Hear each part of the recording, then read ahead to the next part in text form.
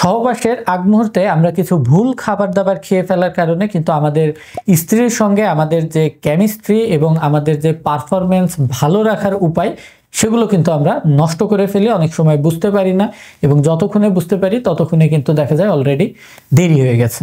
আজকে আমরা এমন 4-5টা বিষয়ের কথা আপনাদেরকে বলবো যেগুলো আপনারা চেষ্টা করবেন সহবাসের আগে না খাবার।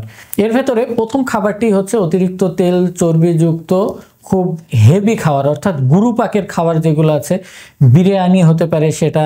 এই জিনিসগুলো কিন্তু আমাদের পেটের ভেতরে একটা ডিসকমফোর্ট এবং ব্লটিং তৈরি করে, অর্থাৎ যার কারণে আমাদের সহবাসের ভেতরে ঢেক আসতে পারে, এমনকি বমি বমি ভাব আসতে পারে, অথবা পেটের ভেতরে চাপ বেশি থাকার কারণে লিঙ্গের উত্থানজনিত সমস্যাও কিন্তু হতে পারে। কারণ তখন খাদ্য হজমের জন্য শরীরের অধিকাংশ রক্তই কিন্তু আমাদের পেটের পাকস্থলী এবং নাড়ির ভেতরে চলে আসে এবং লিঙ্গে রক্ত যাওয়ার পরিমাণ কিন্তু তখন অনেকটাই কমে যায়। তো এই কারণে এই ভুলটি করা যাবে না। দ্বিতীয় যে বিষয়টি আমরা বলবো সেটি হচ্ছে দুর্গন্ধযুক্ত খাবার, যেমন পেঁয়াজ বা রসুন, এই জাতীয় খাবারগুলো যৌন শক্তি বৃদ্ধি করে দেখে আমরা বুঝতে না পেরে অনেক সময় সহবাসের আগেই এই জিনিসগুলো খেয়ে ফেলি। কিন্তু এর ফলে কিন্তু আমরা যখন স্ত্রী সহবাসের জন্য যাব তখন আমাদের মুখের দুর্গন্ধ কিন্তু আমাদের ওয়াইফকে কষ্ট দিবে এবং আমাদের ভেতরে যে একটা কেমিস্ট্রি এবং আকর্ষণ তৈরি হয় সেই জিনিসটি কিন্তু ব্যাহত হতে পারে। এর পরবর্তী খাবারটি হচ্ছে দুধ এবং দুগ্ধজাত খাবার। যদি কারো ভেতরে দুধের এবং দুগ্ধজাত খাবারের কারণে গ্যাসের সমস্যা হয়, অ্যাসিডিটির সমস্যা হয়, তারা কিন্তু অবশ্যই এই শক্তিশালী এবং ভালো একটা উপাদেয় খাবার সেটাকে কিন্তু অ্যাভয়েড করে আপনাদেরকে চলতে হবে। যদিও দুধের ভেতরে অনেক রকম শক্তি এবং পুষ্টিগুণ রয়েছে, কিন্তু যদি আপনার ভেতরে পেট আপসেট করা, বদহজম হওয়া এবং পাতলা পায়খানা হওয়ার মতো কিছু অপ্রীতিকর সমস্যা এই দুধের সঙ্গে হয়ে থাকে, তাহলে কিন্তু আপনার জন্য এই উপাদেয় খাবারটি নয়। সেক্ষেত্রে আপনি চেষ্টা করবেন দুধটাকে ঘুমানোর আগে সর ব্যতীত পানি দিয়ে পাতলা করে তারপরে খাবার। এতে কিন্তু আপনার হজমের জন্য সহজ হবে এবং দুধের পুষ্টিগুণগুলোও কিন্তু আপনি অল্প পরিমাণে হলেও পেয়ে যাবেন। আর যাদের ক্ষেত্রে দুধের সঙ্গে এই জাতীয় কোনো সমস্যা নেই তারা কিন্তু সরসহ ঘন দুধ খেতে পারেন, এতে কোনো নিষেধ নেই। এর পরবর্তী খাবারটি হচ্ছে ফাস্ট ফুড জাতীয় খাবার।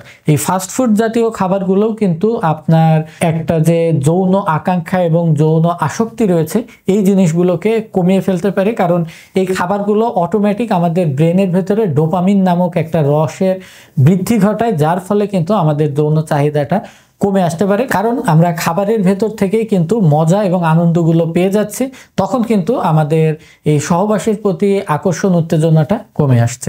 এবং লাস্ট যে বিষয়টি বলবো সেটা হচ্ছে ধূমপান বা মদ পান করা।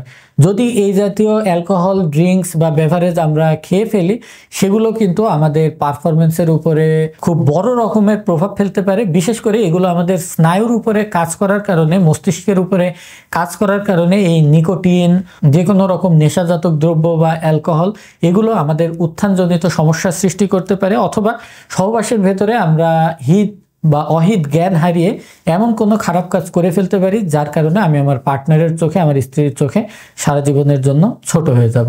তাহলে কথা হচ্ছে আমি সহবাসের আগে কি জাতীয় খাবার খেতে পারি। এক্ষেত্রে আমরা চেষ্টা করব খুব লাইট খাবার অথবা খালি পেটে সহবাস করার চেষ্টা করা। এটা কিন্তু খুব বড় রকমের বেনিফিট আছে। বিশেষ করে যদি খালি পেটে আমরা শেষ রাতে সহবাস করি, সেটা কিন্তু আমার জন্য খুব বড় রকমের বেনিফিট করবে।